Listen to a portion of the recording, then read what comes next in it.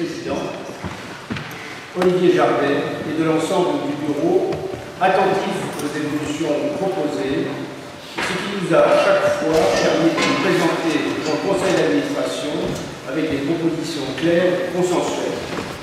Ainsi, nous avons pu faire évoluer notre organisation administrative en créant un poste de délégué général pour Lucien Luc et en recrutant Anna Guillemin sur le poste d'attaché de direction. Nous ne pouvons que nous féliciter de cette nouvelle organisation qui s'est rapidement avérée agréable et efficace. Vous le savez, la vocation de l'Académie est l'excellence en chirurgie qui exige en priorité le temps vers la perfection dans la pertinence de nos indications opératoires, la réalisation des interventions et des soins post-opératoires et dans notre capacité à intégrer les innovations et à nous préoccuper d'une formation des jeunes chirurgiens adéquate et aboutie. Nous restons en cela, même si les usages sont aujourd'hui très différents, dans l'esprit de nos prédécesseurs, tant de Brasparé, puis de la confrérie des Cinq-Côtes, puis de la création de l'Académie royale de chirurgie, pour laquelle cet amphithéâtre, où nous sommes, fut bâti au début du XVIIIe siècle grâce à la volonté du roi Louis XV, faisant d'une certaine façon aboutir les réflexions et les souhaits de René Descartes, pratiquement un siècle avant, et cet amphithéâtre porte son nom. Où en sommes-nous aujourd'hui? Notre mission est assez vaste, et pour optimiser sa réussite, nous avons cette année créé des commissions dont l'énumération va nous servir de plan pour résumer notre activité, mais aussi remercier tous ceux qui y ont œuvré et également exposer ma vision. Afin de ne pas risquer de frustrer quiconque, je vais procéder par ordre alphabétique. Commission des archives. Guillaume Pourchet, qui a pris la succession de Patrice Leclerc-Prigent, a effectué un travail remarquable avec la numérisation du catalogue de plus de 440 des 900 ouvrages de l'Académie française et la création de liens pour y accéder directement via notre site web, aidé en cela par Anna Guillemin, qui elle-même a terminé l'enregistrement des e-mémoires qui consisteront en autant de référencements possibles pour les travaux présentés et enregistrés au cours de nos séances hebdomadaires. J'y ajoute l'achat remarquable des exemplaires originaux des mémoires de 1743, quelle trouvable, et la restauration progressive de nombreux œuvres. Une réflexion est engagée avec Maxime Ross sur un projet de mémoire immersive de techniques opératoires. De mon point de vue, c'est un bon projet, très ambitieux, très onéreux aussi, mais d'une logique incontestable, étant donné la rapidité d'évolution des techniques qui peut rendre caduque l'édition de nouveaux livres illustrés tels que nous les avons connus et utilisés. La collaboration avec les sociétés savantes, et probablement des firmes de l'industrie technologique, paraît indispensable pour ce projet.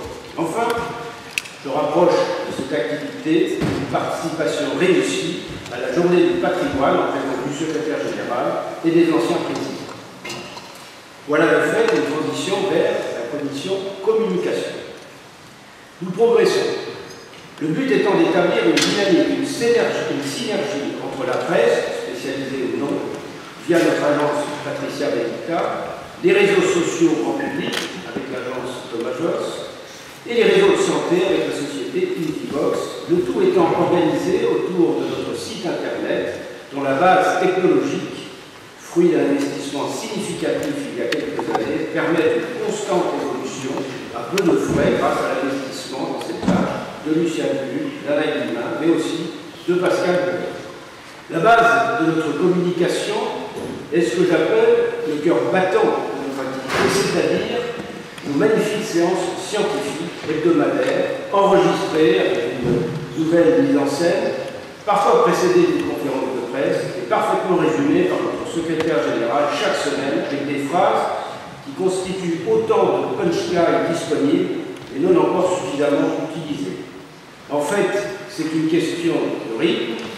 Lorsque ce cœur battra plus régulièrement, nous pourrons encore plus enrichir ce flux d'informations Par exemple, par les prix de recherche que nous attribuons, objet de séances remarquables coordonnées par Denis Franco, ainsi que par nos autres activités nombreuses, dont cette magnifique séance bi-académique organisée à l'initiative de Jean-Pierre Rosenbaum avec la Société française d'ophtalmologie. Et à cet égard, c'est le moment pour moi de souligner le rôle exemplaire de nos collègues ophtalmologistes dans la vie scientifique de l'Académie.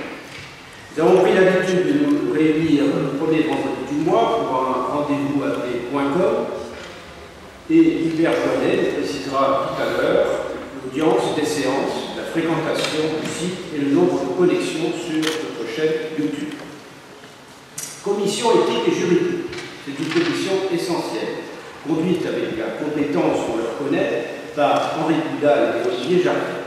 Elle nous permet de réagir et de nous positionner en temps réel, mais avec le temps de la réflexion collégiale sur le sujet où la pondération et la connaissance du droit sont des prérequis particulièrement importants, en faisant parfois appel à des compétences spécifiques, en particulier celles éthiques d'Emmanuel Hirsch. Nous avons eu par exemple à exprimer la position de l'Académie sur la question des examens pelviens, souvent indispensables, en rappelant l'importance d'une relation de confiance entre les patients et leurs médecins sur la base d'un respect mutuel et éthique et des responsabilités de chacun. Cette commission travaille actuellement sur la difficile question de la fin de vie qui fait l'objet d'un projet de loi, comme vous le savez. Cette commission fait honneur à notre devise, vérité dans la science, moralité dans l'art chirurgical, bien sûr. Commission féminisation, créée sous la mandature précédente et placée sous la férule de Carole Matin. Pour dire son importance, seulement 57 femmes actuellement, soit un peu plus de 10%, sont membres de l'Académie. Heureusement, la semaine prochaine, nous allons accueillir 7 jeunes académiciennes qui viennent d'être brillamment élues, soit 20% pour validation. C'est un progrès, et vu le nombre de nos jeunes collègues féminines en formation et l'aide démarrage d'activité, pour être optimiste, il n'est pas peur de réitérer nos souhaits que cette commission soit à obsolescence programmée, ce qui veut dire que cette question ne sera plus un sujet et encore moins un problème d'ici quelques années. D'ici là, sur ce sujet, notre engagement sera total. Mais voulez-vous que je vous parle de ces désormais fameux 2 articles que d'aucuns pourraient trouver tendancieux, car ils concluent avec une méthodologie peut-être à reconsidérer, en la supériorité des chirurgiennes sur les chirurgiens. Pour préserver la stabilité de notre édifice, permettez-moi de le passer sous silence et de laisser aux successeurs organiser une agréable séance de bibliographie sur le sujet. Après les femmes, les finances. Vous voyez là, c'est un lien à faire. Je le fait que ces 2 commissions soient nées sous la présidence Albert. Par élégance, nous n'allons pas parler d'argent cet après-midi, dans cette séance dont la solennité aurait à en souffrir. À cela, rien de tout. Mais ce n'est pas une unité, c'est un très important, et ce n'est pas Ronald Virage, ni Philippe Topard, notre trésorier, nous dirons le contraire. D'une certaine façon, la commission dont il s'occupe conditionne l'existence de toutes les autres. Ou presque. Passons à la formation. Peu d'ambition, mon cher Philippe Lard, ce colloque organisé au printemps prochain avec tous ceux qui comptent d'autorité dans le domaine. Formation pratique des jeunes opérateurs, mais aussi des moins jeunes en raison de l'accélération des progrès technologiques. Les techniques de simulation et de réalité mixte nous permettent d'être plus précis dans l'enseignement, la préparation, la réalisation des actes, et il ne faudra pas oublier l'importance du compagnonnage dans les CHU et ailleurs, véritable tradition à l'origine de la très haute qualité reconnue par nos collègues internationaux de la chirurgie en France. Nous devons veiller au maintien de ce niveau. C'est aussi la meilleure prévention des risques opératoires sur laquelle un rapport est en préparation, où l'accouchement est un peu difficile, les initiés nous comprendront. J'ai commencé par le passé, les archives, nous finissons logiquement par le futur. L'innovation, pour fermer le bal avec Jean-Claude Couffinal et sa fameuse boucle digitale. Il nous faudrait la soirée. Son réseau et sa vision ont fait merveille avant et pendant notre congrès récent, qui date de la semaine dernière, sur lequel je reviendrai. Car je vais terminer sur ma vision du futur de la chirurgie et de l'innovation. Ce futur dépend d'abord de l'évolution épidémiologique. Et autant le dire, ce n'est pas la partie la plus agréable de mon allocution. Des patients plus âgés, plus souvent en surcharge pondérale, plus de risques cardiovasculaires, plus de cancers et de maladies dégénératives qui sont surtout des articulations. Indépendamment des stratégies préventives qui seront guidées et améliorées par une plus large utilisation des data, ces mêmes data seront de plus en plus utilisés pour alimenter les progrès technologiques dont nous voyons déjà plus que les prémices. Utilisation de plus en plus sophistiquée de la navigation chirurgicale, de différentes énergies, personnalisation des interventions, en particulier les implants prothétiques, mais aussi au travers de la médecine régénérative, en utilisant des cellules souches totipotentes sur des supports biocompatibles dans un but de remplacement tissulaire, où nous aurons notre rôle à jouer. L'immunologie et la génomique vont participer encore plus de ces progrès, que ce soit en transplantation, pour élargir le champ d'accès aux organes, ou en cancérologie, pour personnaliser les lignes thérapeutiques, peut-être aidées par l'utilisation des organoïdes. Enfin, les frontières entre nos disciplines chirurgicales seront moindres, car les progrès des unes profiteront aux autres, comme ce fut déjà le cas pour la chirurgie laparoscopique et l'utilisation des robots. Demain, nous bénéficierons ensemble des progrès des nanosciences, que ce soit pour les diagnostics et pour certaines instrumentations. Nous verrons plus tard ce que pourraient apporter les algorithmes quantiques dans un futur un peu plus lointain. L'évaluation de ces progrès et la sécurité des patients sont nos préoccupations premières. Mais nous sommes, nous, aussi préoccupés par l'étape suivante, qui est l'accès précoce aux innovations, l'accès des chirurgiens et des patients. Le principe de précaution atteint ses limites, et mon expérience personnelle du développement des ultrasons thérapeutiques ne me rend pas très optimiste pour le moment. Il aura fallu plus de 10 ans pour que l'acte soit créé, enfin, et c'est là la bonne nouvelle récente, mais, et c'est souvent un défaut de notre administration française, qui a tendance à reprendre d'une main ce qu'elle a accordé de l'autre. Pas question de rentrer dans les détails maintenant, mais les bonnes intentions de notre haute autorité de santé visant à considérer les essais en chirurgie de façon différente des essais de médicaments, à mieux prendre en compte les données de vie réelle, les cohortes et à l'avenir les bras synthétiques de contrôle, ces bonnes intentions restent à prouver. La FDA a fait ce chemin depuis 5 ans. La vigilance est indispensable, mais elle ne doit pas empêcher la vision, afin qu'une innovation ne soit pas validée et remboursée le jour où elle est déjà dépassée. Il en va de la survie de certains patients, rappelez-vous de l'expérience TAVI, ou de leur qualité de vie, mais aussi de celle de nos entreprises, dites MedTech. L'affaire est sérieuse. Des milliards vont être investis dans cette bataille technologique et la tendance doit suivre.